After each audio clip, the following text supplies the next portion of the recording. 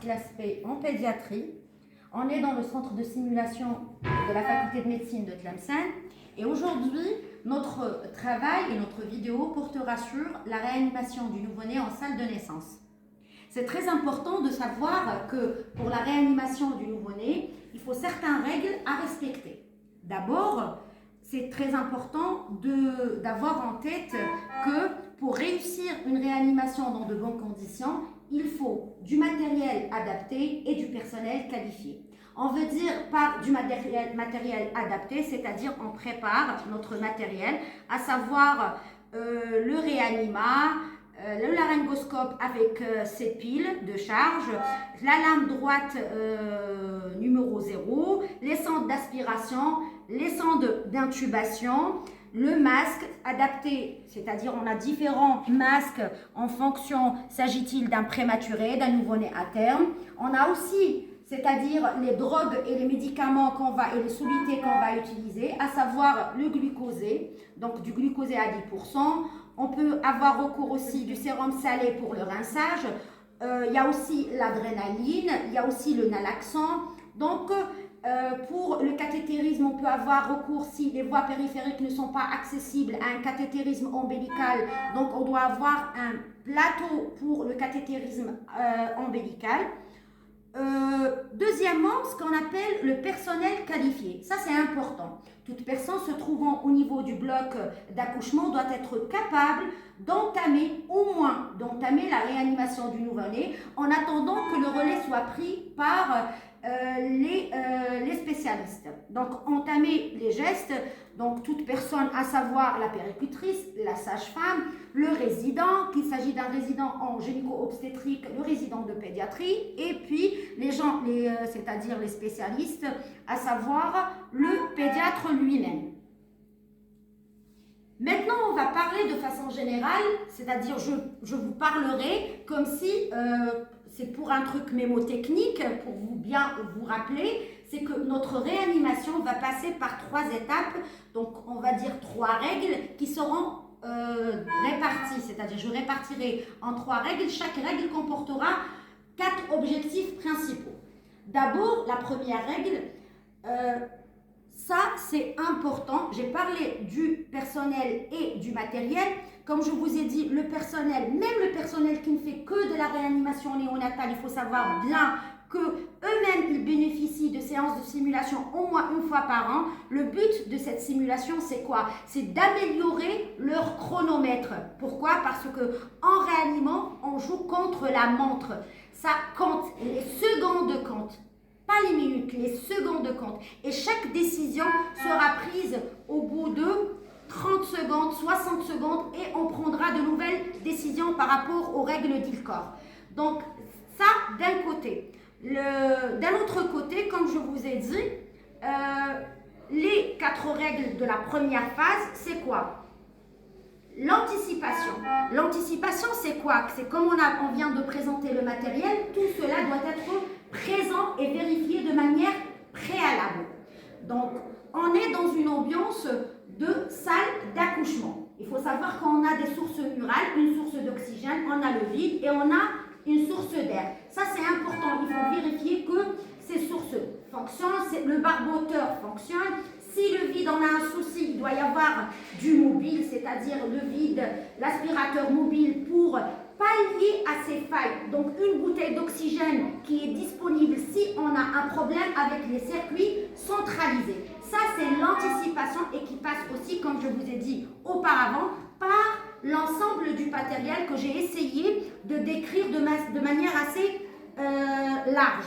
Donc, deuxièmement, après l'anticipation, il faut faire très attention, c'est-à-dire faire la part entre ce qu'on veut dire par efficacité, rapidité et précipitation. On doit être efficace et rapide, mais pas dans la précipitation. Qu'est-ce que ça veut dire? La réanimation a des étapes qu'on doit respecter, c'est-à-dire là, je saute un petit peu, la dernière règle, les 4 lettres A, B, C, D, donc on ne peut pas sauter le A pour passer au B. Donc ça passe par du A, si ça ne marche pas avec le A, on passe vers le B et ça ne peut pas faire inversement. Ça c'est important. Donc, troisièmement, c'est l'ambiance thermique dans laquelle on est, c'est-à-dire l'équilibre thermique, il est très important. Dans une ambiance thermique qui doit être voisine aux 25 degrés Celsius, ça c'est très important parce que le bébé n'a que la barrière cutanée pour le protéger et pour, comment dirais-je, préserver son équilibre thermique parce qu'il perd facilement des Celsius. Il les perd par irradiation, par convection, etc. Donc c'est très important de faire attention. On le place d'emblée, vous savez très bien qu'en salle d'accouchement réel, il y a toujours une table chauffante qui est déjà, dès la matinée, lancée donc pour préparer une éventuelle réanimation néonatale. Ça, c'est important. Le quatrième point dans la première règle, c'est quoi? C'est l'asepsie. L'asepsie rigoureuse. La barrière cutanée constitue la seule barrière qui protège le nouveau-né. Il a un déficit, c'est-à-dire il a un système immunitaire qui est défaillant à la naissance. Donc, c'est très important de respecter les règles d'hygiène qui passent par le lavage des mains, le port des gants, parce qu'on peut facilement, nous, le personnel soignant, lui transmettre, inoculer des germes. C'est ce qu'on appelle tout ce qui est nosocomial. Donc, le deuxième point.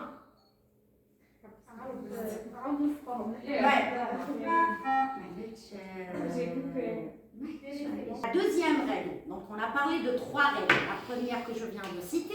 La deuxième règle, c'est quoi? C'est qu'il faut savoir les objectifs qu'on a de l'examen clinique en salle de naissance. Donc l'examen clinique en salle de naissance a 4 objectifs. D'abord, apprécier l'adaptation à la vie extra-utérine et cela grâce au score d'Apgar. Vous savez très bien que le score d'Apgar, c'est un score subjectif, ce n'est pas un score objectif, donc qui varie selon l'opérateur, mais comment dirais-je, à des différences non significatives. Donc ça, c'est le premier point.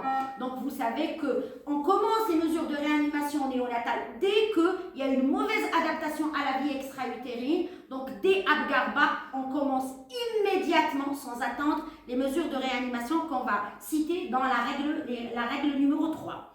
Donc, d'abord, l'adaptation à la vie extra-utérine. Deuxièmement, apprécier le terme. Ça, c'est important. Il faut faire la part des choses. Donc, s'agit-il d'un nouveau-né à terme, d'un post-terme et d'un prématuré. Et cela est dû au quoi?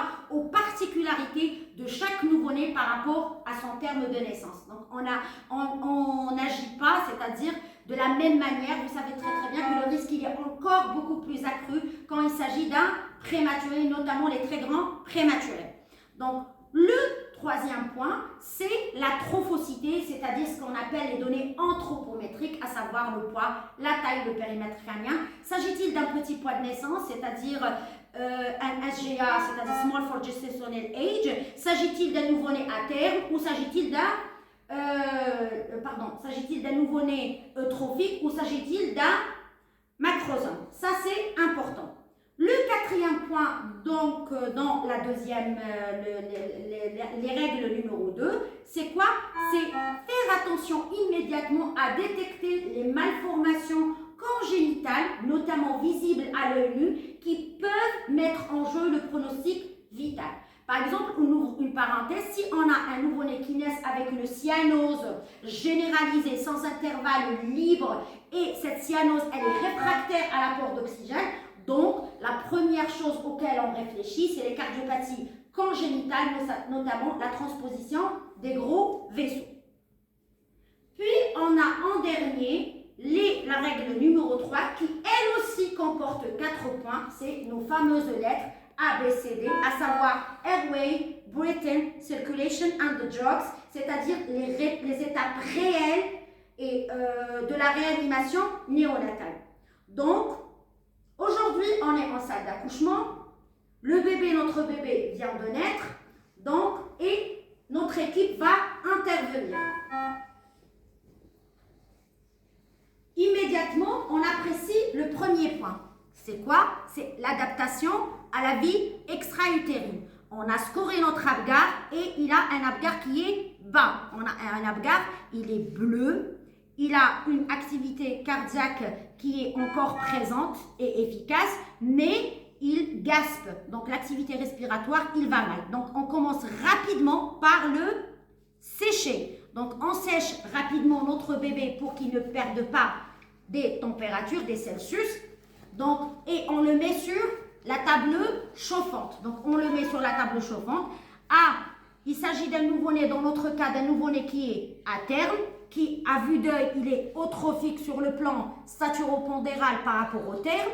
Et d'emblée, on va le brancher, donc pour le scoper. L'idéal, c'est d'avoir au bloc opératoire un scope qui permet d'avoir facilement la fréquence cardiaque et la saturation pour mieux évaluer l'efficacité de nos mesures de réanimation. Donc, il est scopé, donc il va mal, donc on va commencer immédiatement par l'étape A. Donc, l'étape A consiste à d'abord la position. Donc, l'étape de airway, la position. Donc, on met la tête en légère extension, d'accord? On met le bio sous les épaules et rien qu'à cette position, si vous voyez bien, on commence à bien voir, à bien libérer la glotte. Donc, la position. Donc, le deuxième point, c'est l'aspiration.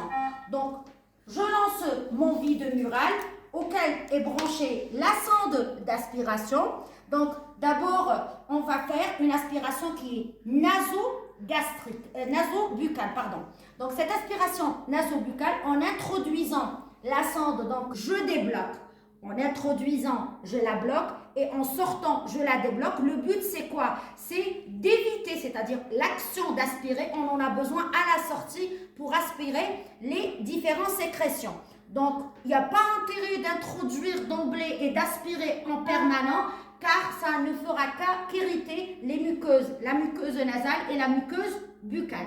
Donc là, on est en train de surveiller, toujours sur notre scope. Donc, tu as aspiré et là, tant mieux pour lui. Donc, rapidement, la saturation, elle est en train de se normaliser et la fréquence cardiaque qui était normale au départ est toujours normale parce que c'est très important. C'est très important de pouvoir reprendre une activité respiratoire spontanée rapidement parce que si on ne la reprend pas, l'activité cardiaque hémodynamique, elle va être en décrescendo. Donc, elle se lésera avec le temps. Si on arrive à récupérer dans le temps, donc, tant mieux. Là, dans le cas de figure, le deuxième cas de figure, c'est quoi? Le deuxième cas de figure, malheureusement, la saturation, elle est toujours basse. Donc, qu'est-ce qu'on fait? On passe au breathing. D'abord, le breathing, stimulation. D'abord, le breathing, on va faire une stimulation. La stimulation, c'est quoi? C'est surtout une stimulation au niveau de la plante des pieds, d'accord? On fait une stimulation en tapotant au niveau de la plante des pieds et on fait aussi une stimulation, parfois on fait carrément une compression, d'accord? On fait une compression du bas du thorax, comme ça, d'accord? Pour stimuler le muscle diaphragmatique. Ça, c'est important. Si on arrive à récupérer à la phase de stimulation, tant mieux. Vérifie-moi. Donc, pour toi, quoi? Ça marche ou ça ne marche pas? Toujours. La saturation, elle est toujours basse. Dans ce cas-là, on est obligé à passer à la ventilation au masque.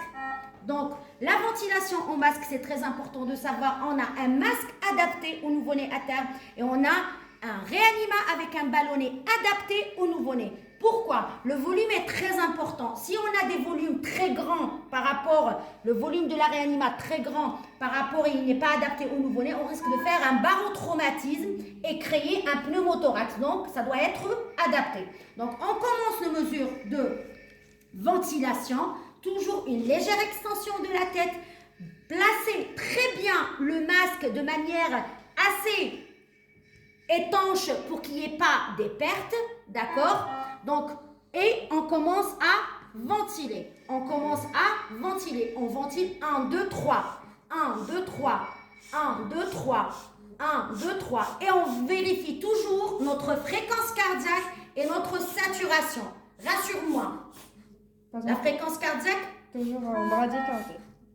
Extrême ou ça dépasse au-dessous de 80? Au-dessous de 80. Très bien. Donc, et pour le moment, au-dessous de 80, et la saturation, elle commence à se normaliser. Tant mieux. On continue avec notre ventilation. On continue. Cliniquement, on se rend compte parce que le bébé commence à se recolorer et il y a une bonne ampliation thoracique. Ok, donc du moment où il y a une bonne ampliation thoracique, on commence à récupérer. Si on a récupéré une bonne fréquence, une bonne activité respiratoire avec une activité cardiaque qui est bonne, on arrête la réanimation. C'est-à-dire, ces étapes-là, on les respecte et on peut arrêter à n'importe quel moment, du moment où on a récupéré, du moment où on a récupéré une bonne activité cardiaque et respiratoire avec une bonne saturation. Donc, ça, c'est ce cas-là. Mais malheureusement, non. On a un autre cas de figure. Toujours, la fréquence cardiaque, elle commence à flancher. Donc, on est obligé elle passe au-dessous de 60 battements par minute. Donc, on commence le massage cardiaque qui sera couplé à la ventilation. Donc, il sera couplé, à savoir 1, 2, 3, 1, 2, 3, 1, 2, 3. Le but, c'est quoi? Le but de cette opération, c'est de mimer la physiologie. À ce cycle-là, c'est-à-dire à cette cadence, on va avoir essayé de s'approcher à tout ce qui est activité physiologique, donc 60 cycles par minute pour l'activité respiratoire, pour 120 battements par minute, c'est-à-dire pour les 120 massages, on aura 60 ventilations. Ça, c'est important. Et on vérifie le scope. Tant mieux, il aide. Si on n'avait pas le scope, on est obligé de vérifier par le stéthoscope et ça fait perdre du temps. Donc là, oui, il commence à récupérer. Il a une bonne activité cardiaque, donc la saturation, il commence, tant mieux, et on arrête. Troisième cas de figure. On continue, on reprend. Toujours. Bien au contraire, l'activité cardiaque, elle est toujours en train de baisser. La fréquence cardiaque, elle est toujours. Là, on est obligé de passer à quoi? Intubation. Et utiliser quoi? Les cardiotoniques, c'est-à-dire de l'adrénaline. D'accord? Donc, on n'a pas récupéré. Et sachez très bien, là, on prend notre temps pour expliquer les différentes étapes. Mais les décisions seront prises rapidement. D'accord? Donc, on est obligé, chaque 30 secondes, prendre une décision. Chaque 30 secondes, prendre une décision. Chaque 30 secondes, prendre une décision. D'accord? Ça, c'est important. Donc, là, on est obligé, la saturation, elle est toujours basse, la fréquence cardiaque, elle est toujours basse. Donc, on est obligé d'intervenir autrement. C'est utiliser, passer à l'étape invasif, c'est-à-dire de l'étape B, et essayer de donner des médications, d'accord? Donc, l'étape invasive, c'est-à-dire là où le geste est vraiment invasif, c'est quand on a recours au laryngoscope. Donc, qu'est-ce qu'on fait? Légère extension de la tête. Donc, on fait basculer la langue du côté gauche et on la bloque. On fait un mouvement de pivot, d'accord? Après avoir vérifié que la lampe fonctionne. Ça, c'est important, que les piles sont en place et la lampe fonctionne. On prend notre sonde d'intubation.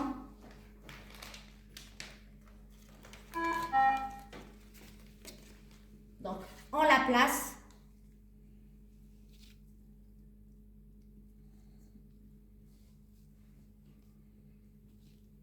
Et on commence d'abord, c'est-à-dire au niveau du bloc d'accouchement et en attendant de récupérer le respi, c'est d'abord on commence avec une ventilation manuelle, d'accord? Parfois on fait le recours avec une ventilation manuelle et une fois au service, on va le brancher sous respirateur, ok? L'efficacité de notre geste invasif est toujours vérifiée par le scope. Donc, on vérifie. Là, il commence, heureusement pour lui, l'activité cardiaque recommence à se normaliser et on a une saturation qui est en train de se normaliser. Mais malheureusement, vous savez très bien, elle est en train de se normaliser après un geste invasif. C'est très important de savoir que la réanimation en bloc d'accouchement concerne 10 bébés sur 100 naissances. Sur ces 10 bébés, 9 bébés, on les récupère sans arriver au geste invasif, c'est-à-dire à l'intubation. Là, qu'est-ce que ça veut dire? Vous avez pu voir avec moi les gestes d'aspirer, positionner, stimuler, ventiler au masque. C'est pas des gestes qui sont si compliqués que ça. C'est des gestes qui peuvent être assurés, comme je vous ai dit, par la puéricultrice, par la sage-femme, par l'externe, par toute personne se trouvant au bloc. Heureusement que l'étape invasive et recours à l'intubation ne concerne qu'un bébé parmi ces 10 là. D'accord? pour réussir, comme j'ai dit, notre réanimation néonatale, c'est très important de connaître ces étapes-là. C'est pareil comme pour l'adulte. On connaît tous comment faire un massage cardiaque, comment ventiler et faire un massage cardiaque chez un adulte. Donc pour moi, c'est primordial aussi que nos étudiants, nos externes, nos internes et voire aussi nos résidents se perfectionnent en matière de réanimation du nouveau-né. Donc sur ce, je vous dis merci. C'est bon.